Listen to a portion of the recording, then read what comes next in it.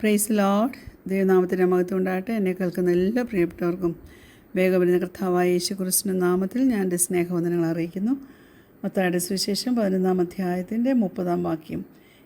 Mathew chapter 11 verse 30.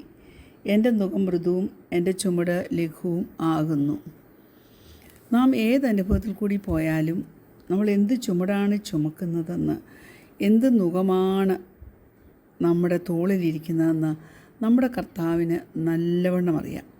അതുകൊണ്ടാണ് മത്തായിയുടെ സുവിശേഷത്തിൽ കർത്താവ് നമ്മോട് പറയുന്നത്, അധ്വാനിക്കുന്നവരും ഭാരം ചുമക്കുന്നവരുമായുള്ളവരെ എല്ലാവരും എൻ്റെ അടുക്കൽ വരുവീൻ, ഞാൻ നിങ്ങളെ ആശ്വസിപ്പിക്കും. ഞാൻ സൗമ്യതയും താഴ്മയും ഉള്ളവനാകയാൽ എൻ്റെ നുകമേറ്റുകൊണ്ട് എന്നോട് പഠിപ്പീൻ, എന്നാൽ നിങ്ങളുടെ ആത്മാക്കൾക്ക് ആശ്വാസം കണ്ടെത്തും. നമ്മൾ ദൈവത്തിൻ്റെ ഹിതത്തിന് വിപരീതമായിട്ടുള്ള ഒരു വഴിയിലൂടെയാണ് യാത്ര ചെയ്യുന്നതെങ്കിൽ തീർച്ചയായിട്ടും നമ്മൾ ക്യാരി ചെയ്യുന്ന ബേർഡൻ വളരെ ഹെവി ആയിരിക്കും. നമ്മുടെ തോട്ട് പാറ്റേണിൽ പോലും നമ്മൾ ഭാരം വഹിക്കുന്നവരായിത്തീരും. നമ്മൾ എന്തിനെയൊക്കെ വഹിക്കുന്നുവോ അത് നമ്മളെ ഒരു വഴി കാണിക്കുന്നതിൽ നിന്ന് മൂടലിട്ട് തടസ്സമിട്ട് നമ്മളെ വഴി കാണിക്കാതിരിക്കും. എന്നാൽ ഇന്ന് ദൈവം പറയുന്നത്, നമ്മുടെ ഭാരം, നമ്മുടെ ബേർഡൻ, ഈ ലോകം നമ്മുടെ മേൽ വെച്ചിരിക്കുന്നതെല്ലാം നാം തന്നെയായിട്ട് ചുമക്കണ്ട. ആ ബേർഡൻ നമ്മളെ ഒപ്രസ് ചെയ്യുകയും നമ്മെ ഒരടിമയാക്കി വെക്കുകയും ചെയ്യുമ്പോൾ അതിന് പകരം നാം അത് അവൻ്റെ മേലിട്. എന്നിട്ട് അവൻ്റെ yoke, his yoke which is easy, his burden which is light, അത് നമുക്ക് ക്യാരി ചെയ്യാനായിട്ട് പറ്റണം. ഒരു ചിന്ത ഞാൻ നിങ്ങളോട് പറയട്ടെ. Everything that God created carries in its DNA the need for rest. Praise Lord. മറന്നു പോകരുത് കേട്ടോ. കർത്താവ് നമ്മെ ജയത്തോടെ വഴി നടത്തും. അപ്പോസ്തല പ്രവൃത്തികൾ 3-ാം അധ്യായം അതിൻ്റെ 19-ാം വാക്യത്തിൽ പത്രോസ് ഇങ്ങനെ പറയുന്നുണ്ട്. Acts chapter 3 verse 19.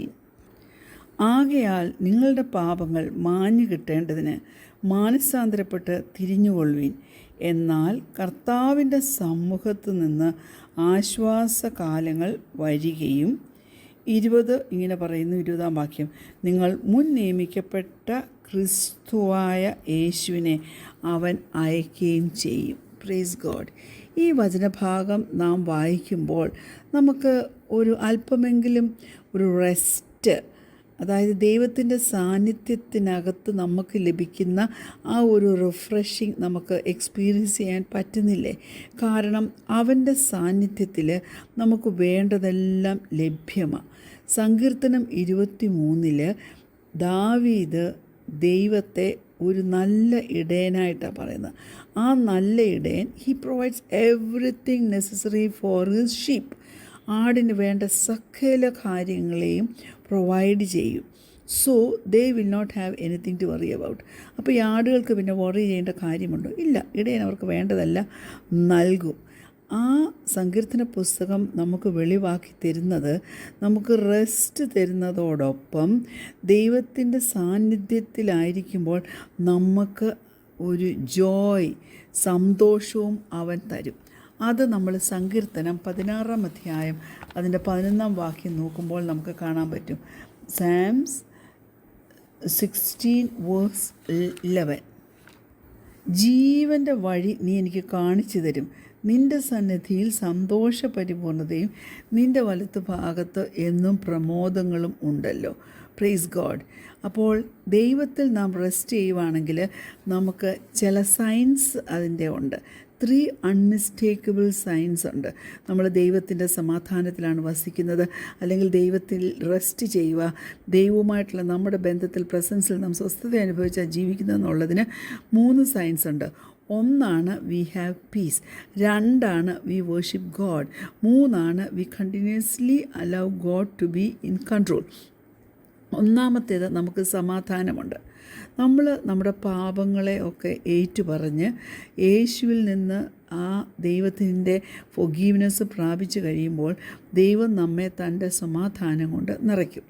എന്നിട്ട് നമ്മൾ നമ്മുടെ ബേർഡൻസ് ദൈവത്തിന് കൊടുക്കുമ്പോൾ അവൻ നമ്മെ എല്ലാ പ്രതികൂലത്തിൽ നിന്നും ഉയർത്തും. അവിടുന്ന് നമ്മെ ലിഫ്റ്റ് ചെയ്തിട്ട് നമുക്ക് അവൻ്റെ സമാധാനം തരും.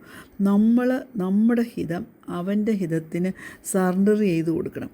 അപ്പോൾ അവൻ്റെ ഹിതം അവൻ നമ്മിൽ നിറവേറ്റും, നമ്മുടെ ജീവിതത്തിൽ നിറവേറ്റും. നമ്മെ എന്നിട്ട് അവൻ്റെ സമാധാനത്തിൽ ഇമേഴ്സ് ചെയ്ത് പൂർണ്ണ സമാധാനത്തിൽ നാം ആയിരിക്കാൻ നമ്മുടെ ദൈവം നമ്മെ സഹായിക്കും. അങ്ങനെ നാം റിസീവ് ചെയ്യുന്ന സമാധാനമുണ്ടല്ലോ, അത് വെറും ഒരു സമാധാനമല്ല. അതിനകത്ത് ഒരു കോൺഫ്ലിക്റ്റിൻ്റെയും പ്രസൻസ് ഇല്ല. ആബ്സെൻസ് ഓഫ് കോൺഫ്ലിക്റ്റ് അതിനകത്ത് നമുക്ക് ദർശിക്കാനായിട്ട് പറ്റും. കൂടാതെ ആ പീസ് ഉണ്ടല്ലോ, എല്ലാ കോൺഫ്ലിക്റ്റിൻ്റെയും മധ്യേ നമ്മെ ഉയർത്തിയിട്ട് നമ്മെ ഈ ലോകത്തിൽ സ്പിരിച്വലായിട്ട് ജീവിപ്പാൻ നമ്മെ നയിക്കുകയും ചെയ്യും. രണ്ടാമത്, വി വേർഷിപ്പ് ഗോഡ്, നാം ദൈവത്തെ ആരാധിക്കും. ഞാൻ എൻ്റെ പ്രിയപ്പെട്ടവരോട് പറയട്ടെ, ഹല്ലേലൂയ, ദൈവവുമായ ഒരു ഇൻറ്റിമസി വരുമ്പോൾ ആ സ്ഥാനത്ത് നമ്മുടെ ഹൃദയത്തിൽ നിന്ന് ഉയർന്നു വരുന്നത് ഹാർട്ട് ഫെൽറ്റ് വേർഷിപ്പാണ്. നമ്മൾ ദൈവത്തിൻ്റെ ആ റെസ്റ്റിൽ വസിക്കുമ്പോൾ നാം അവനെ വേർഷിപ്പ് ചെയ്യുന്നത് എല്ലാ സംഗതികളും നന്നായിട്ട് പോകുമ്പോഴും നമ്മുടെ ജീവിതത്തിൽ ഒരു പ്രോബ്ലംസ് ഇല്ലാതെ ആയിരിക്കുമ്പോഴും അല്ല.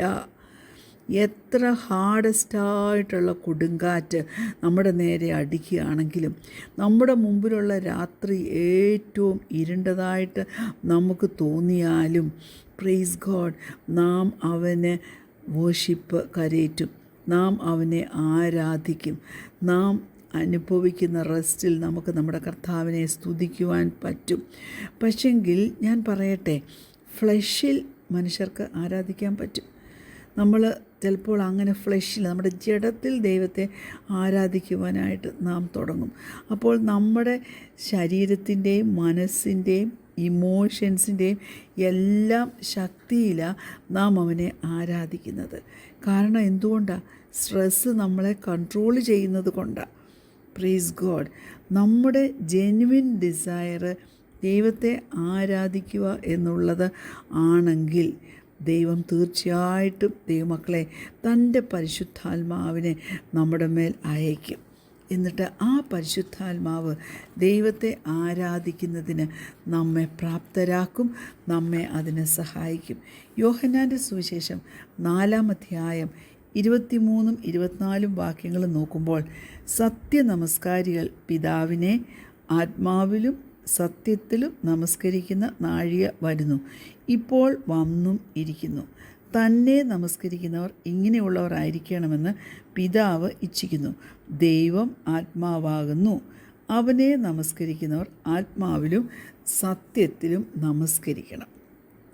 മൂന്നാമത്, നമ്മൾ കണ്ടിന്യൂസായിട്ട് ദൈവത്തെ, പ്രൈസ് ഗോഡ്, ഹല്ലേലൂയ, അവൻ്റെ ആ നിയന്ത്രണത്തിന് കീഴിലാകും. We continuously allow God to be in control. ദൈവമായിരിക്കും നമ്മുടെ സകല കാര്യത്തെയും പിന്നെ നിയന്ത്രിക്കുന്നത്. നാം സ്ട്രെസ്ഡായി പോകുമ്പോൾ നമുക്ക് കാണാൻ പറ്റത്തില്ല, നമുക്ക് കേൾക്കാൻ പറ്റത്തില്ല. ഈ സ്പിരിച്വൽ ലോകത്തിൽ എന്താണ് സംഭവിക്കുന്നതെന്ന് നമുക്കൊന്ന് വിവേചിച്ചറിയാൻ പറ്റത്തില്ല. നമ്മുടെ സ്പിരിച്വൽ സെൻസസ് എല്ലാം ബ്ലോക്കായിരിക്കും. ഈ നാച്ചുറൽ റിലമിൽ എന്താണ് സംഭവിക്കുന്നതെന്നുള്ളത് മാത്രമേ നാം കാണത്തുള്ളൂ. നമ്മുടെ കാഴ്ചപ്പാടിൽ അതേ നമുക്ക് കാണാൻ പറ്റത്തുള്ളൂ.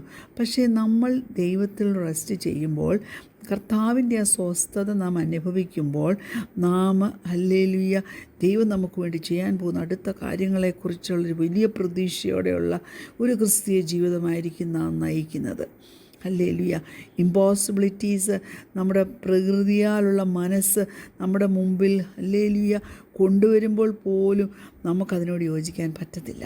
നമ്മൾ വളരെ വിശ്വസ്തയോടെ നമ്മുടെ കർത്താവ് നമുക്ക് വേണ്ടി പ്രവർത്തിക്കുമെന്ന് നമ്മൾ പ്രതീക്ഷിച്ചുകൊണ്ട് നമ്മുടെ ക്രിസ്തീയ ജീവിതം മുന്നോട്ട് കൊണ്ടുപോകും.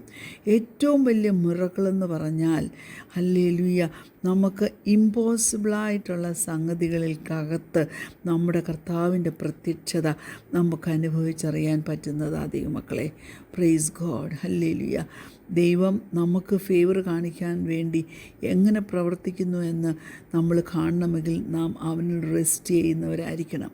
നമ്മുടെ സകല വറീസും അവൻ്റെ കെയറിലേക്ക് നാം അങ്ങ് ഇട്ടുകൊള്ളണം. കാരണം he CARES for you. Praise God.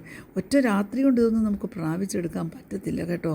Hallelujah. തുടർമാനമായ ദൈവസന്നിധിയിലെ ആ വാസം സമയമെടുത്ത് പ്രൈസ് ഗോഡ് നമ്മളെങ്ങനെ പ്രോബ്ലംസ് ഹാൻഡിൽ ചെയ്യണമെന്നുള്ളത് പരിശുദ്ധാത്മാവ് നമ്മെ പഠിപ്പിക്കുമ്പോൾ മാത്രമേ നമുക്ക് റെസ്റ്റിംഗ് എന്നുള്ളതിൻ്റെ ഫുൾ മീനിങ് മനസ്സിലാക്കാൻ പറ്റത്തുള്ളൂ.